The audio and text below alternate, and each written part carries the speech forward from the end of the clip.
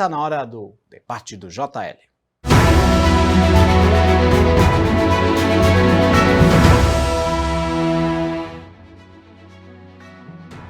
E hoje vamos falar sobre as ações da Polícia Militar durante as operações Escudo e Verão aqui na Baixada Santista.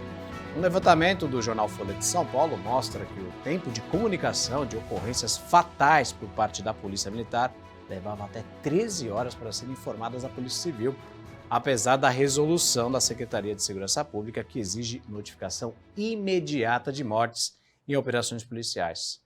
Para discutir o tema, eu recebo aqui no estúdio a advogada Lilian Aredilino. Boa tarde, Lilian. Boa tarde. Seja bem-vindo ao JL. Obrigada. E o advogado Paulo de Jesus. Boa tarde, Paulo. Boa tarde, Thiago. É um prazer estar aqui com vocês. Maravilha. E você pode participar deste debate conosco através do WhatsApp 13 996646781. Senhores, eu vou começar já com uma pergunta com vocês, senhora, na verdade, senhor, ele. Qual é a base legal que fundamenta a exigência da notificação imediata de mortes em operações policiais por parte da Polícia Militar? Eu vou começar pela Lilian. Sim, é importante observarmos qual teria sido a questão do prejuízo em a Polícia Militar ter, em algum momento, demorado para apresentar, informar esta morte, se é que isto de fato aconteceu. Por que eu coloco de fato aconteceu? Porque nós temos que identificar que no campo operacional tem um policial que ali está em conjunto com a sua equipe. O que a Polícia Militar faz imediatamente? Pede apoio, entra em contato com outras equipes, com seus superiores, até porque quando há um crime em alguma localização, é necessário chamar a perícia da Polícia Civil. Então, este suposto atraso, isso deve ser analisado de qual maneira? Será mesmo que os policiais que estavam ali no campo, no ambiente letal, aquela operação que já durava dias e horas, será que aqueles daquele momento em que participaram e estavam ali naquela cena, será que eles realmente não fizeram uma primeira comunicação? E as comunicações superiores dos órgãos administrativos, dos setores administrativos da Polícia Militar, a se comunicar com a Polícia Civil? Porque existe uma série de comunicações que devem ser feitas aí entre as polícias. Paulo, por gentileza, como você vê essa questão? Essa questão da resolução, que ela fala imediatamente, a legislação não traz para nós, não é? Qual o tempo exato, 1 hora, 2 horas, 4 horas. Nós temos que verificar as condições em que eventualmente um fato aconteceu. Se a localidade em que eventual homicídio aconteceu, se é um lugar distante, se o ML tinha condições de atender, se a perícia, se a equipe técnica tinha condições de, com o seu aparato, chegar lá para fazer a perícia. Então, para nós responsabilizarmos eventualmente algum policial militar, nós vamos ter que verificar se houve uma negligência por parte dele, se houve um não fazer, se ele não comunicou, tendo todas as condições para tanto. Então, quando nós analisamos essa questão, nós temos que olhar de uma maneira desapaixonada. Analisar esse fato e verificar se a polícia naquele momento tinha condições para fazer essa comunicação imediatamente. Imediatamente é quando você tem condições. Se você está muito distante, repito, de um determinado local, como é que você vai comunicar à Polícia Civil? Então tem que se analisar caso a caso, antes de nós chegarmos aqui e com uma pata de elefante dizer, olha, a polícia agiu de forma errada nessa situação. Nós temos que verificar quais situações estão sendo objeto dessa eventual investigação para verificarmos ali se houve alguma negligência ou não do policial militar que estava na operação. Vou usar então, vamos dizer, de sentimento. 13 horas, mais de 13 horas para informar a ocorrência. Isso então, é um caso que acende, Thiago, um sinal de alerta, um sinal amarelo ali para se verificar. Porque nós não podemos dizer aqui que foi muito ou pouco tempo. De repente, foi num barranco, foi numa situação, num espaço em que não havia comunicação, não havia, havia uma dificuldade de levar essa informação. Então a gente não consegue aqui, de maneira séria, ética e correta, como eu disse, de forma desapaixonada, dizer houve uma negligência, houve um equívoco da equipe que estava atuando. Ao contrário, nós temos que analisar, poxa, 13 horas realmente é muito tempo. Vamos verificar o que aconteceu? Agora, a partir daí, eu chegar a uma conclusão de que aquela equipe agiu de uma maneira tal a não comunicar e não atender a resolução, há uma distância muito grande. Concorda com isso aí? Sim, concordo. E até porque se o policial militar, o agente de segurança pública, se em algum momento ele errou ou ele exacerbou, ele responderá de fato um processo administrativo minimamente. E se a questão do erro, da conduta, que se houve um erro na conduta do policial diante do seu dever funcional, ele poderá responder também um processo criminal. Então, é como o nosso colega trouxe, que a questão ela deve ser analisada fora do palco das paixões e das emoções. Vou voltar ao palco de paixões e emoções. Vocês não acham, por exemplo, demora nessa comunicação? Não em todos os casos, mas vamos dizer o exemplo das mais de 13 horas. Vocês não acham que isso pode prejudicar o trabalho de investigação da Polícia Civil, no caso? Começar pela Lília. Eu vejo que nós, como operadores do direito, o achar ele é delicado, porque nós temos que analisar o caso concreto em si. Por quê? Qual é e qual foi o prejuízo material que a polícia científica é que pode dizer, olha, o atraso, objetivamente, o atraso trouxe um prejuízo. Nós temos na criminologia que explica a putrefação de um corpo, ela leva de 18 a 24 horas. O período de gasificação, ele demora ali a partir de 2 semanas. Então, qual foi o prejuízo? Existiu algum prejuízo? Será que essa conduta, repito, os policiais que estavam em campo pediram apoio, porque tem que pedir um apoio. E esta comunicação que veio após, para onde é que foi? E o policial militar, ele também tem o dever de permanecer no local para preservar aquele corpo, porque a polícia científica, ela virá ao local e a partir dali ela seguirá com a perícia, então nós não temos um prejuízo evidenciado pela polícia científica. Isso eu acho que merece e deve ser observado e aguardado se for o caso. Doutor Paulo, concorda com essa... Concordo com o que foi dito pela doutora, mas sua pergunta é uma pergunta muito inteligente, porque, de fato, quanto mais rápido a equipe chegar, sim, a medicina legal, a criminologia, né, dá para mostrar que a perícia trará mais elementos para poder elucidar eventualmente a prática de um crime. Então, claro, evidente, que quanto mais rápido isso acontecer, nós não estamos aqui premiando essa demora, claro, 13 horas, dizendo que tem que ser um padrão. Ao contrário, eu disse que temos que olhar com bastante atenção.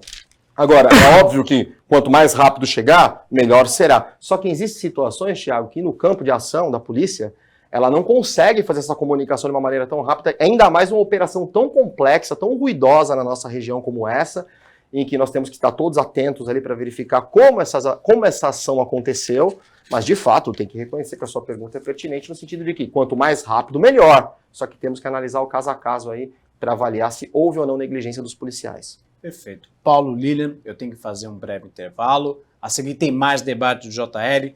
Participe dessa discussão conosco através do WhatsApp 13 99 6646 JL volta já.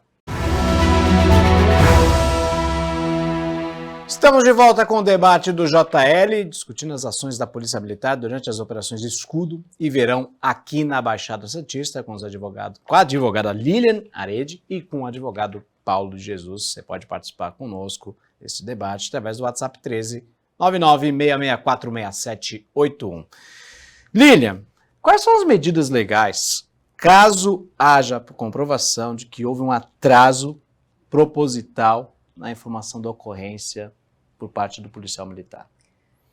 Esta provocação se dará claramente pela Corregedoria da Polícia Militar, que iniciará um processo administrativo em desfavor do ato, desmotivado provavelmente, do policial ou dos policiais que estavam em campo. Isso se houver a comprovação.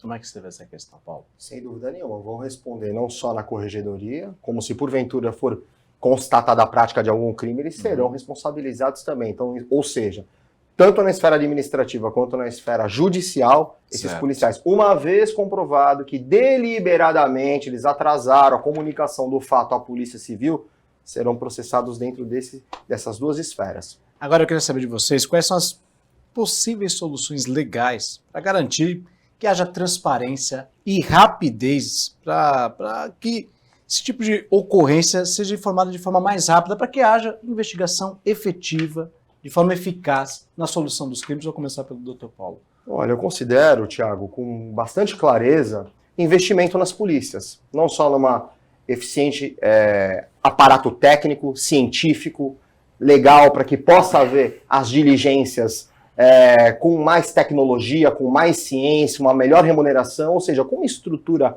adequada, a polícia vai poder fazer não só as operações, como as comunicações e as deliberações. A própria Polícia Civil proceder a uma investigação séria e correta com o aparato técnico adequado, nós vamos diminuir esse tipo de situação, porque o policial não quer demorar 13 horas para poder lavrar um boletim de ocorrência e comunicar à Polícia Civil. Se ele tiver à disposição dele um helicóptero, questões técnicas ali científicas, se o ML pudesse chegar em ponto para poder fazer tudo isso, com certeza nós teríamos um outro resultado. Então, eu creio que não tem... tudo vai na conta da legislação, né? Nem sempre a legislação muda o mundo, é o mundo que muda a legislação. Então, nós precisamos investir para que a polícia possa, a boa polícia paulista, né, militar e civil, possa fazer um bom trabalho para dar um serviço de qualidade ainda melhor para a população. Doutora Aline, como é que você vê essa questão? Eu concordo com o doutor. Absolutamente. Absolutamente. Tá certo. Que bom. Agora, falando sobre efetivamente as ações da polícia, moradores das comunidades que passaram pelo crivo da polícia, né, o trabalho da polícia militar efetivamente, reclamam de abuso por parte desses policiais. Como é que vocês veem essa questão? Vou começar pela doutora Aline. Longe de defender a brutalidade de qualquer lado, mas nós temos uma questão de cultura contra as ações da polícia. E por que eu falo de cultura? Porque nós temos músicas que estão aí há anos, que explicam muitas vezes a questão de ações policiais e muitas vezes explicam-se a respeito da morte de policial.